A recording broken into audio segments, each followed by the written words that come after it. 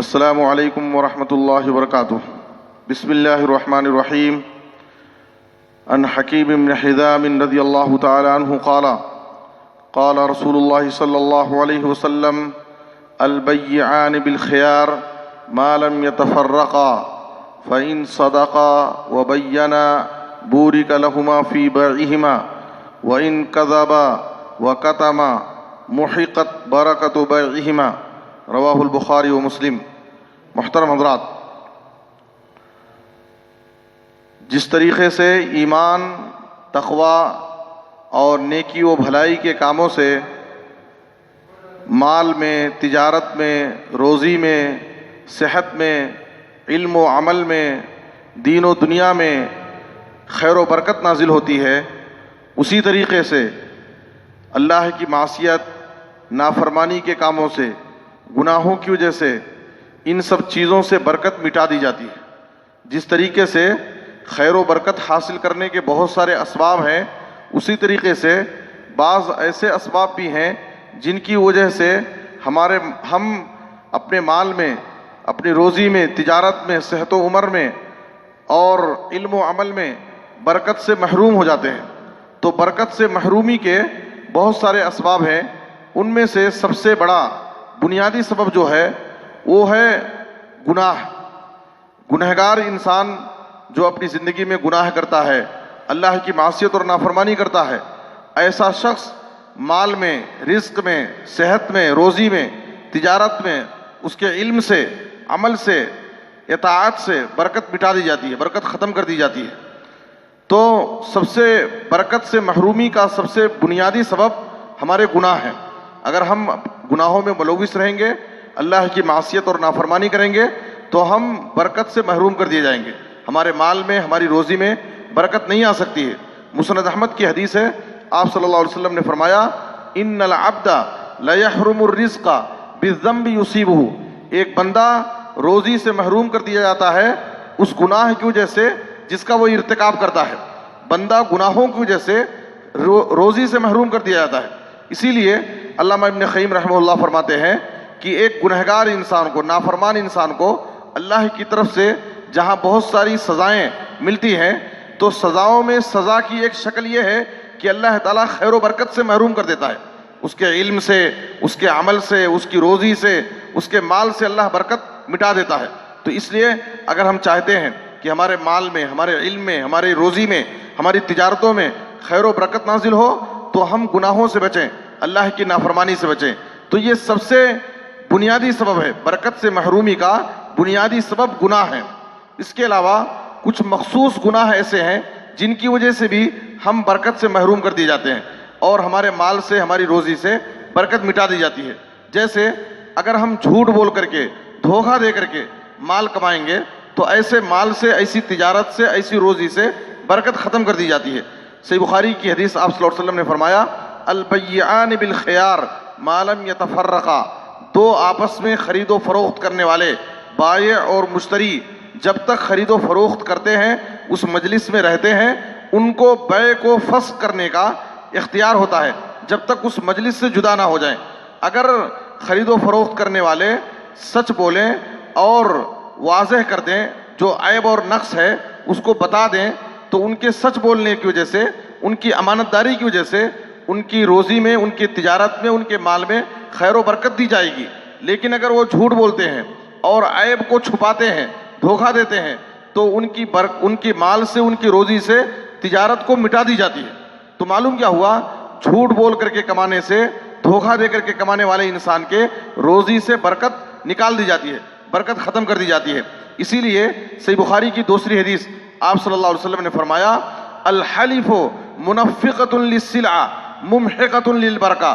یاد رکھو، جھوٹ بول کر کے، جھوٹی قسم کھانے والا انسان اپنے سامان کو تو بیچ دے گا، اس کی تجارت خوب چلے گی، دکان اس کی خوب چلے گی، خوب کاروبار میں ترقی کرے گا، لیکن جھوٹی قسم کھا کر کے تجارت کرنے والے کے مال سے برکت کو مٹا دی جاتی ہے، برکت ختم کر دی جاتی ہے۔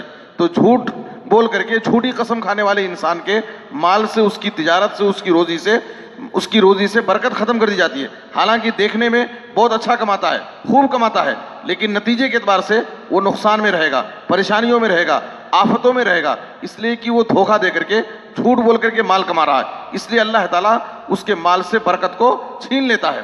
ایک مرتبہ صحیح مسلم کی حدیث ہے، نبی صلی اللہ علیہ وسلم بازار گئے، بازار میں آپ صلی اللہ علیہ وسلم کا ایک غلہ فروش انسان جو غلہ بیچ رہا تھا، اناج بیچ رہا تھا، اس کے پاس سے آپ گزرے، وہ تھیلے میں اناج رکھے ہوئے تھا، نبی صلی اللہ علیہ وسلم نے اس کے تھیلے میں اپنا ہاتھ ڈال دیا، ہاتھ باہر نکالے تو آپ صلی اللہ علیہ وسلم کا ہاتھ بھیگا ہوا تھا، پورا ہاتھ کچا تھا، تو آپ صلی اللہ علیہ وسلم نے کہا یا صاحب ما ھذا یا صاحب الطعام، اے غلہ فروش، اے غلہ بیچنے والے، یہ کیا بات ہے؟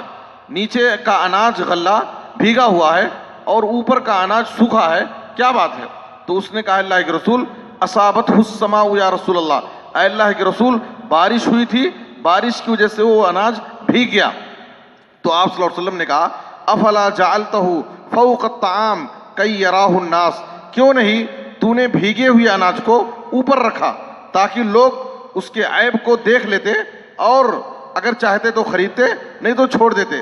تو نے بھیگے ہوئے اناج کو نیچے رکھا اور سوکھے اناج کو اوپر رکھا، یہ دھوکہ ہے، من غش فلیس منی، اور یاد رکھو جو دھوکہ دیتا ہے وہ مجھ سے نہیں ہے۔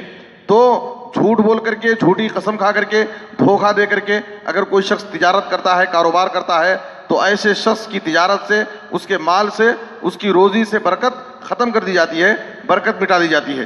اسی طرح سے برکت مٹانے کے، خیر و برکت کی محرومی کے اسباب میں ایک بڑا سبب کیا ہے؟ سود خوری ہے، سودی کاروبار، سودی لین دین، یہ بھی برکت سے محرومی کا ایک بہت بڑا سبب ہے۔ قرآن مجید میں اللہ تعالیٰ واضح طور پر فرماتا ہے، سورہ بقرہ کی آیت نمبر 270 پر 6 میں، یمحق اللہ الربا ویربی الصدقات، اللہ تعالیٰ سود کو مٹاتا ہے اور صدقہ اور خیرات کو، سود کو اللہ رب العالمین یمحق اللہ الربا، سود کو مٹاتا ہے اور صدقہ اور خیرات کو بڑھاتا ہے۔ یعنی اگر کوئی شخص سودی تجارت کرتا ہے، سودی لین دین کرتا ہے، سودی کاروبار کرتا ہے، تو اللہ تعالیٰ اس کے مال سے، اس کی تجارت سے برکت کو ختم کر دیتا ہے۔ لیکن ایک انسان حلال کماتا ہے، حلال کمائے ہوئے مال میں سے صدقہ اور خیرات کرتا ہے، تو اس کے کمائے ہوئے مال میں اللہ تعالیٰ برکت دیتا ہے، اس کے کمائے ہوئے مال کو اللہ تعالیٰ خوب بڑھاتا ہے۔ تو اس لیے سود خوری، سودی تجارت، سودی لین دین، یہ ایک بہت بڑا گناہ ہے جس کی وجہ سے ہمارے مال سے برکت ختم کر دی جاتی ہے۔ آپ جانتے ہیں، آپ دیکھتے ہیں کتنے ایسے لوگ جو سودی کاروبار میں ملوث ہیں، سودی لین دین کرتے ہیں، وقتی طور پر بہت خوشحال رہتے ہیں، بہت شہر کے بڑے مالداروں میں ان کا شمار ہوتا ہے، لیکن انجام کے اعتبار سے ان کے لیے ہلاکت اور بربادی ہوتی ہے۔ ایک وقت آتا ہے کہ وہ پورا تجارت میں، کاروبار میں لاس کر لیتے ہیں اور آخر ان کا انجام مٹنا ہوتا ہے۔ اور اللہ رب العالمین نے یہی کہا یمحق اللہ الربا، اللہ تعالیٰ سود کو مٹاتا ہے اور صدقات و خیرات کو بڑھاتا ہے۔ اس لیے ہمیں سود کے فتنے سے بھی اپنے آپ کو بچانا چاہیے۔ اگر ہمیں اپنی روزیوں میں، اپنے مال میں، اپنی کمائی میں برکت چاہیے تو ہمیں سودی کاروبار سے، سودی لین دین سے ہمیں اپنے آپ کو بہت دور رکھنا چاہیے۔ اسی طریقے سے خیر و برکت کی محرومی کے اسباب میں ایک مخصوص گناہ جو ہے حرص سے کمایا ہوا مال۔ اگر انسان بہت زیادہ حرص و لالچ کر کے اس کے پیچھے پڑ کر کے مال کماتا ہے تو حرص سے کمائے ہوئے مال میں بھی اللہ تعالیٰ برکت نہیں دیتا ہے۔ ایک مرتبہ صحیح بخاری کی حدیث ہے، صحیح مسلم کی حدیث ہے، حکیم بن حزام رضی اللہ تعالیٰ عنہ نبی صلی اللہ علیہ وسلم کے پاس آئے، انہوں نے اللہ کے رسول صلی اللہ علیہ وسلم سے کچھ مانگا، مال طلب کیا، آپ صلی اللہ علیہ وسلم نے ان کو دے دیا۔ پھر وہ دوبارہ آئے، پھر مانگا، پھر آپ نے دیا۔ تین مرتبہ انہوں نے سوال کیا اور تینوں مرتبہ نبی صلی اللہ علیہ وسلم نے ان کو مال دیا۔ اس کے بعد آپ صلی اللہ علیہ وسلم نے نصیحت کی، یا حکیم ان ھذا المال خضرۃ حلوۃ، یاد رکھو کہ یہ مال سرسبز و شادابی کی طرح، ہریالی کی طرح ہے۔ جس طرح سے ہریالی، سرسبز و شادابی آدمی کو اپنی طرف کھینچتی ہے، اپنی طرف مائل کرتی ہے، اسی طرح سے مال اپنی طرف لوگوں کو کھینچتا ہے۔ بہت سارے لوگ مال و دولت کے فتنے کا شکار ہو جاتے ہیں، اور یہ شیرینی، میٹھی چیز ہے جو ہر آدمی کو پسند ہوتی ہے۔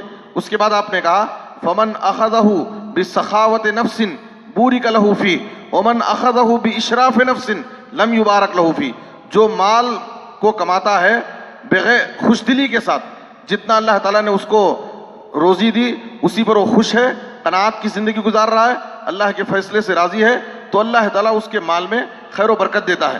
لیکن جو حرص و لالچ کے ساتھ کماتا ہے تو اللہ تعالیٰ اس کے مال میں خیر و برکت نہیں دیتا ہے۔ تو حرص و لالچ سے کمائے ہوئے مال میں بھی اللہ تعالیٰ خیر و برکت نہیں دیتا ہے۔ اس لیے خیر و برکت سے محرومی کے یہ چند اسباب ہیں۔ بنیادی سبب ہمارے گناہ ہیں، اس کے علاوہ جھوٹ بول کر کے، دھوکہ دے کر کے کمائے ہوا مال، اسی طریقے سے ہم سودی کاروبار، اور اسی طریقے سے حرص و لالچ سے کمائے ہوئے مال سے اللہ تعالیٰ خیر و برکت کو ختم کر دیتا ہے۔ اس لیے ہمیں چاہیے کہ ان اسباب سے ہم کو اپنے آپ کو بچائیں، تاکہ ہمارے مال میں، ہماری روزیوں میں اور ہماری تجارتوں میں خیر و برکت ہو اور ہم برکت کی محرومی سے بچ سکیں۔ اللہ ہم سب کو نیک توفیق دے، آمین۔ صلی اللہ علیہ نبینا محمد و آلہ وصحبہ اجمعین، والسلام علیکم۔